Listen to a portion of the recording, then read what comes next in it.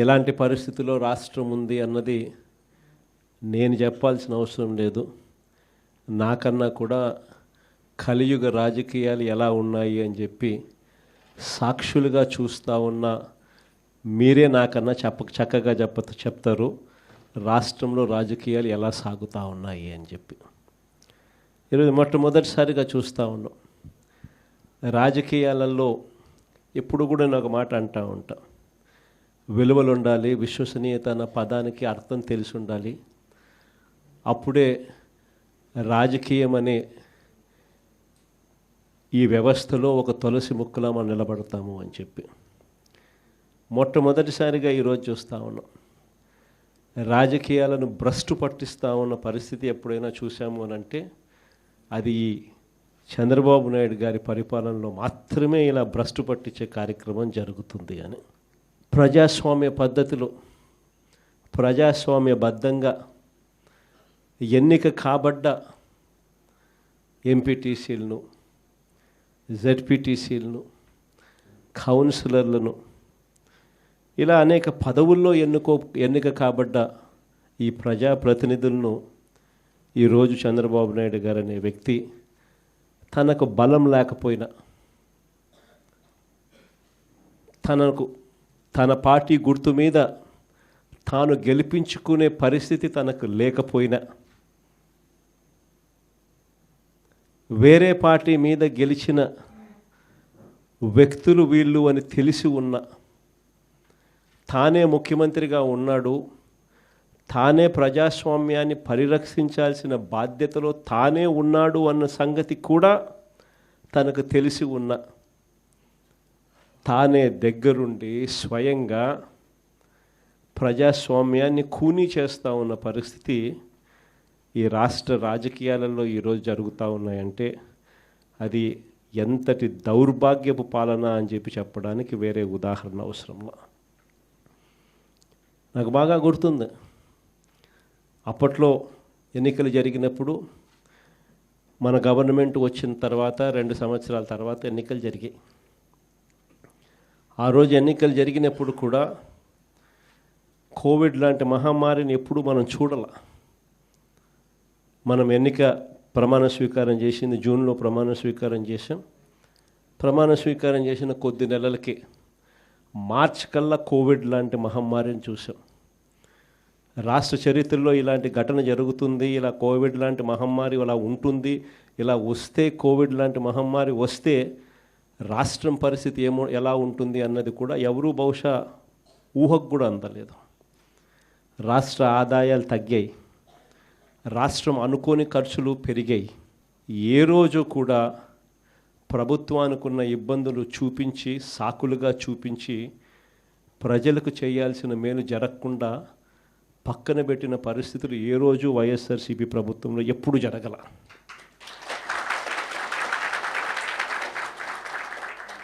మనకున్న సమస్యలు ఎన్నున్నా కూడా చిక్కటి చిరునవ్వునే చూపించి ఎన్నికల వేళ ఏదైతే మాట చెప్పామో ఆ చెప్పిన ప్రతి హామీని, ఆ మేనిఫెస్టోలో చెప్పిన ప్రతి హామీని సీఎంఓలో నా దగ్గర నుంచి మొదలెడితే ఆ పాంఫ్లెట్ కాగితం కలెక్టర్ల కార్యాలయాల దగ్గర నుంచి, సచివాలయాలు సెక్రటేరియట్లో ఉన్న హెచ్ఓడి కార్యాలయాల దగ్గర నుంచి, సెక్రటరీలుగా పనిచేస్తూ ఉన్న అధికారుల దగ్గర వరకు కూడా ప్రతి కార్యాలయంలోనూ కూడా ఈ మేనిఫెస్టో అన్నది ప్రతి కార్యాలయంలోనూ కూడా డిస్ప్లే పెట్టి ప్రతిరోజు దాన్ని నా దగ్గర నుంచి, మంత్రుల దగ్గర నుంచి, సెక్రటరీల దగ్గర నుంచి, కలెక్టర్ల దగ్గర నుంచి, హెచ్ఓడీల దగ్గర నుంచి ప్రతి ఒక్కరూ దాన్ని చూసేట్టుగా చేసి ప్రతిరోజు దాని గురించి ఆలోచన చేసి ఏకంగా ఎన్నికల్లో మేనిఫెస్టోలో చెప్పిన హామీలన్నీ 99% అమలు చేసిన పాలన ఏదైనా జరిగింది అని అంటే అది వైఎస్ఆర్సీపీ పాలన అని చెప్పడానికి గర్వపడతాను.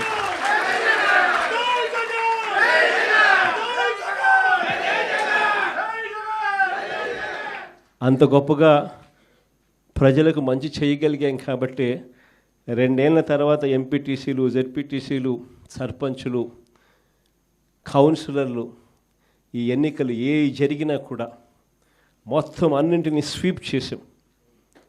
దాదాపుగా 86%, 88% స్థానాలు ప్రతి చోట కూడా మనమే గెలవగలిగాం. ఆ రోజుల్లో నాకు బాగా గుర్తుంది, మున్సిపాలిటీలు జరిగి రాష్ట్ర వ్యాప్తంగా క్లీన్ స్వీప్ చేసినాం. దాదాపుగా 120 చిల్లర ఎలక్షన్స్ క్లీన్ స్వీప్ అయిపోయిన తర్వాత కూడా కేవలం 2 చోట్ల మాత్రం, తాడిపత్రిలో అయితే నాకు బాగా నెంబర్లు కూడా గుర్తున్నాయి. వాళ్ళకు 18, మనకు 16. కేవలం మనకు వాళ్ళకు తేడా 2. మన ఎమ్మెల్యే అన్నాడు లాగేద్దాం సార్ అన్నాడు. నా దగ్గరికి వచ్చి లాగేద్దాం అన్నాడు. ఎమ్మెల్యేని హౌస్ అరెస్ట్ చేయించిన నేనే స్వయంగా మన ఎమ్మెల్యేని హౌస్ అరెస్ట్ చేశాడు. ఎన్నిక సవ్యంగా జరిగించిన.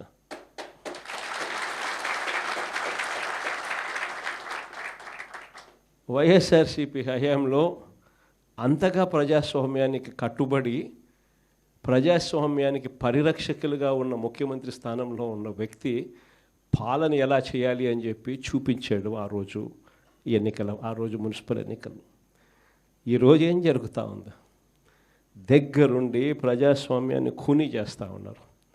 దగ్గరుండి ముఖ్యమంత్రి స్థానంలో ఉన్న వ్యక్తి కుప్పంలోనే తాను ఇదే పని చేస్తూ రాష్ట్ర వ్యాప్తంగా ప్రతి చోట కూడా ఇదే చేయమని చెప్పి తన ప్రతి ఎమ్మెల్యే అభ్యర్థికి, తన నియోజకవర్గాల్లో ఉన్న వాళ్ళందరికీ కూడా ఇదే మాదిరిగా ప్రోత్సహిస్తూ ప్రజాస్వామ్యాన్ని దగ్గరుండి ఖూనీ చేస్తూ ఉన్నారు. ఇలాంటి చెడిపోయిన రాజకీయ వ్యవస్థలో విలువలకు తావిచ్చి విశ్వసనీయత అన్న పదానికి అర్థం చెబుతూ ప్రజల తరపున నిలబడడానికి సిద్ధమై ఎంపీటీసీ లాంటి చిన్న పోస్టుల్లో ఉన్న వాళ్ళైనా,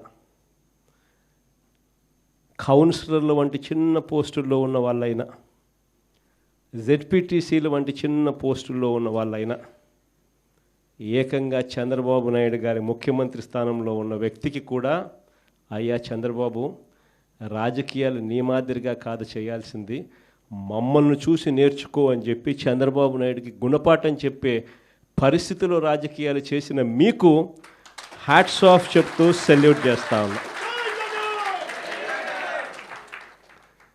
ఎందుకనంటే రాజకీయాలలో విలువలు, విశ్వసనీయత అన్నది ఎంత అవసరమైన పాయింటో ఈ ఒక్క ఉదాహరణ చెప్తాం. ఈరోజు నేను ఒకటే చెప్తా ఉన్నా, కళ్ళు మూసుకొని కళ్ళు తెరిచేసరికి సంవత్సరం అయిపోయింది.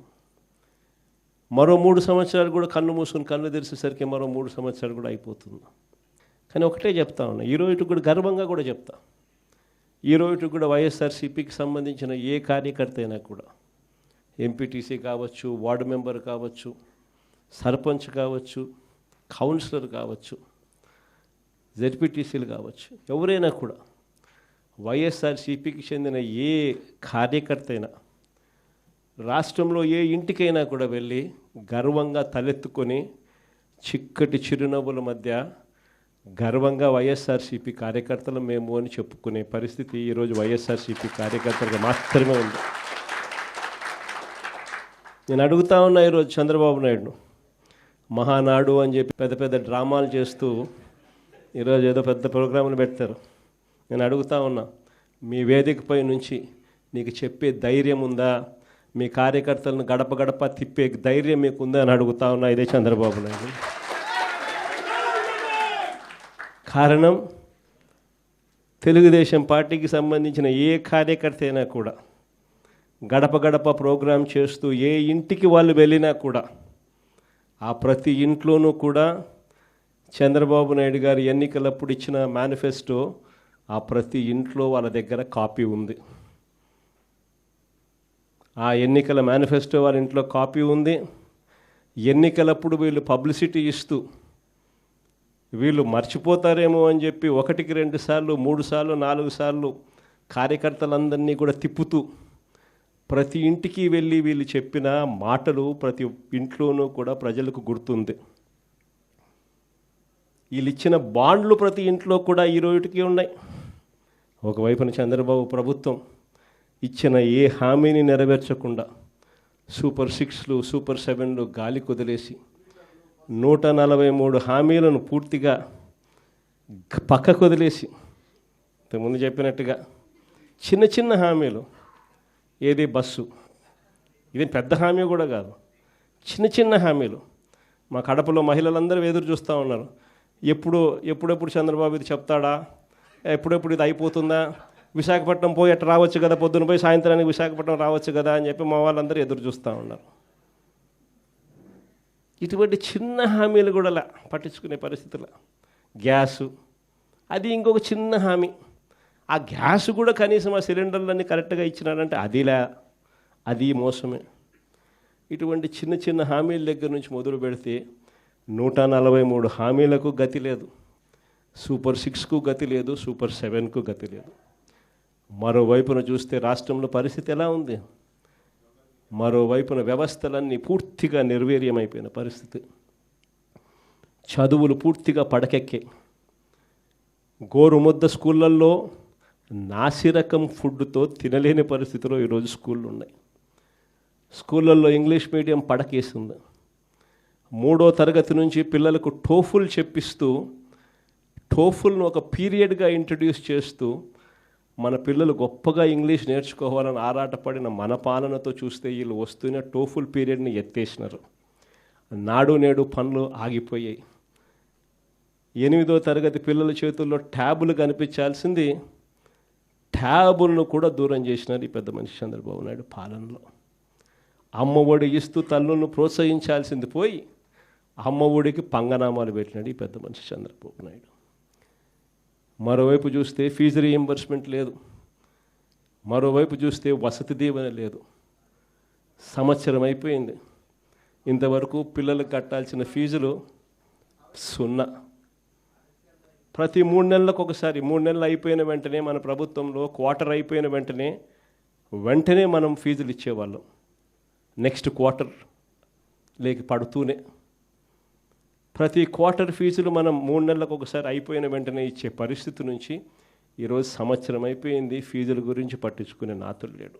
ఫీజులు చూస్తే ఒకవైపున బాదుతూ ఉన్నారు, మరోవైపున పిల్లలను చదివించలేక తల్లిదండ్రులు చదువులు మానేస్తూ ఉన్న పరిస్థితులు. వసతి దీవెన పడకేసేస్తుంది. మరోవైపున చూస్తే వైద్యం, ఆరోగ్యశ్రీని మన హయాంలో 1000 ప్రొసీజర్లను 3300 ప్రొసీజర్లకు తీసుకొని పోయి 25 లక్షల దాకా ఉచితంగా వైద్యం అందించి, గ్రామంలోనే విలేజ్ క్లినిక్ పక్కనే పెట్టి ఫ్యామిలీ డాక్టర్ కాన్సెప్ట్ తీసుకొని వచ్చి గవర్నమెంట్ హాస్పిటళ్లలో 0 వేకెన్సీ పాలసీని తీసుకొని వచ్చి ఏకంగా బ్రహ్మాండమైన పాలన మనం అందిస్తే, ఈరోజు నెట్వర్క్ హాస్పిటల్స్కి సంబంధించి సంవత్సరం అయిపోయింది, ప్రతి నెల 300 కోట్లు ఆరోగ్యశ్రీ కింద డబ్బులు ఖర్చు అవుతాయి. సంవత్సరం అయిపోయింది, 3600 కోట్లు, 300 ఇంటూ 12 నెలలు, రూపాయిల ఆరోగ్యశ్రీ హాస్పిటల్ మొత్తం, నెట్వర్క్ హాస్పిటల్స్ మొత్తం పూర్తిగా ఆరోగ్యశ్రీ పేషెంట్ను చూడడం మానేసినారు.